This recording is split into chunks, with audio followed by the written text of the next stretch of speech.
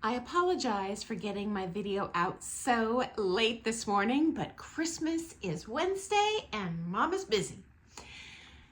When I was an amateur ballroom dancer, I saw all the pros in my town at best somewhat tolerate each other / dislike each other, or be nasty, bitter rivals. And let me know if you've seen something like this in your neck of the woods. Maybe it's just unique to my area of the world, my personal experiences in this industry. But this might come as a big surprise to you, if that's what you've been seeing. The reality is, I can assure you, as a longtime professional ballroom dancer, the vast majority of us really like and respect each other, okay? We support each other. So for most of us, we kind of went up, at least in our little friend circles, which are quite extensive. The ballroom dance world is relatively small, so it's pretty tight. We all know each other. Many of us knew each other, back as teenagers or even younger, and it's no different than if you were to have a friend in grade school and then high school, and then they go to the same college as you, and then they enter the same industry as you. You can go 20 years without talking to them, and then you touch base and it's like no time passed, okay? It is no different. We went up those comp ranks together. We all turned pro about the same time. We all opened dance studios about the same time. We all started comps about the same time. Guess what? Started judging at the same time. And so we are have what I would call a shared cultural history. Literally and figuratively in the world of dance. We have these shared funny memories. We have shared hurdles. It's nice. It's wonderful. It's reassuring. When I have a challenge that, I was working with as a studio owner, to give the bat signal out to a couple of friends, hey, there's this, teacher that's really nasty to students. How did you handle this, and did it work? So we're not just flying solo out there. We truly do, at least in my experience, rely on each other. So I've had friends rely on me as well, and I relied on friends. For example, as a studio owner, whenever a ballroom dance professional would apply to teach in my studio, and I screened both employees and leasers. I'm not just going to let any jerk in there. So I would shout out to my friends who had either employed that person or worked with that person, or even if they worked in the same town, because it is a small world. And, when someone has occult issues, most people know about it.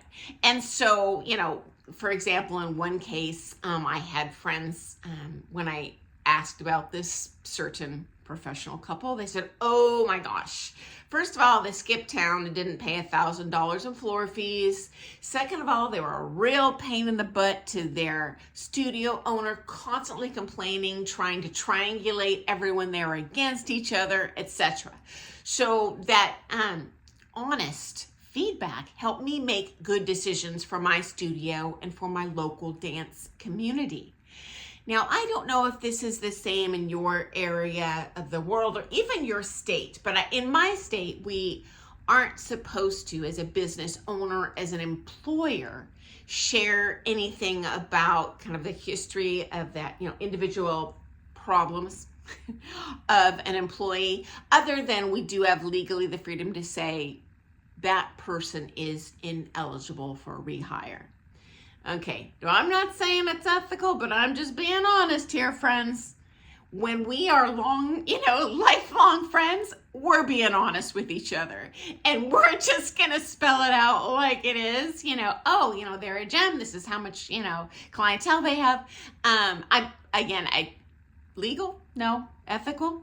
Maybe, but I do feel it is in the best interest of the dance community that we do communicate with each other, and we run in those same circles. Okay.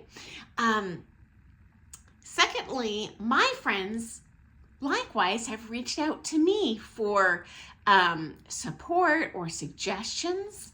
I was the first in, I'll say it, my kind of class, so to speak, my generation of competitors to open their own ballroom dance studio. And I did that both on a small scale for 5 years, and then built from scratch and owned the largest ballroom dance studio in the country for 15 years. So as my friends open their own studios, and honestly many of them do now, because we all kind of turn pro together, and that's the natural course of many people's careers. They would give me a shout out. Hey, what do you suggest for a dance floor? How do you finish that thing? How do you recruit people? How do you sponsor someone on an international work visa? Yada yada. And I am more than happy to share what I can with them, because they have all been so generous with me when I've had my own questions. And so I love that. Okay. And there's this lifelong kinship we have. Honestly, guys, even if I didn't personally, I'll say, go up the ranks with that pro, even if they never competed at all, really, I do feel I am chatting with a kindred spirit anytime I get to talk to another professional dancer. Doesn't matter what their skill level is. If someone is in this industry, they're able to cultivate more people that love what we do, as well as those people that can teach it in a way to do it well. But even people just bringing in beginners, that is the lifeblood of this industry, right? And I so respect them. I appreciate them. I look up to them. You know what, guys, it takes a serious passion to stick with this career this long. It takes a thick skin to be a professional, because those bitter rivalries I talked about initially in this video, they do exist. But I gotta tell you guys, 99.999999% of the time, it's just petty local politics. And usually that hatred is based in jealousy when a new pro either moves to town, and then there's naturally sometimes going to be people switching students both ways. And it really hacks off each of these pros, and they hate each other. But for me personally, hey, I'm happy when people move to town. And by the way, I've been contacted by many pros over the years, even if I don't know them, to say, hey, what's the dance market like in that area? Is it a good place to move to and teach? And post-COVID, and not so good here, honestly. It's a very slow recovery. But before COVID, I was like, yeah, get your butt to my area. We need teachers. You're going to be able to cherry pick your students and be fully booked pretty darn fast. And so I do feel if I were to move to another area of the country that, I could have that freedom to do the same thing, hit up, obviously my friends first, but you know what, if I don't know someone, heck, I'll email a studio owner I don't know. Here's another way that we support each other that might come as a surprise to you. If we have a student moving to another city, we will put our feelers out to recommend what hopefully is the best match for our student to continue dancing. We don't want them to quit, even if you're not taking with us. If we have an amateur couple and they split up, or someone's new to the competitive world, they're looking for a partner, yeah, I'm going to be shooting an email, a phone call to my friends if they might have a compatible partner, or if say they have competed, they've broken up with a partner. You know what? I'm going to do some exploring as to why they broke up, because sometimes, they'll share with me, yeah, they were just, screaming at their partner. They were blowing off practices. And at that case, I'm going to pass that valuable information on to my student who might be considering them for a partner so they can make an informed choice. Because we want everyone to have partners and happiness and joy in their dancing and not waste all their effort cultivating a partnership that's going to crash and burn. Okay, so I hope that's been interesting to you. Once again, I've gone over my 10-minute mark. I apologize, guys. Every time I do a video, I'm like, oh, I got to talk about this and this and this. I know you're busy too this time of the year. I don't want to keep you here all day. And hey, I am super curious. In our house, Jesus is the reason for the season, and we are celebrating that birthday all month long, going nuts. So time with family, loads of presents.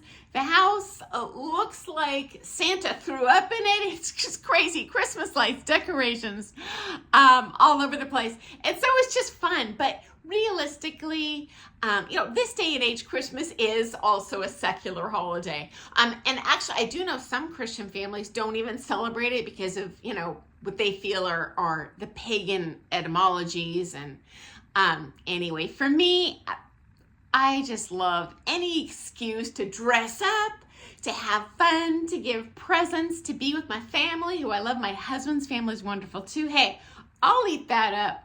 And I'm really curious how you celebrate in your home, and especially actually for our friends outside of the United States, because there are countries like Japan where Christmas, it's not even a Christian majority country, but Christmas is big there. And I want to hear from my friends in Japan. I want to hear from you all over the place if you're celebrating this holiday and how you do it. So anyway, thanks for joining me again. I apologize for getting this in the kitty so late this morning.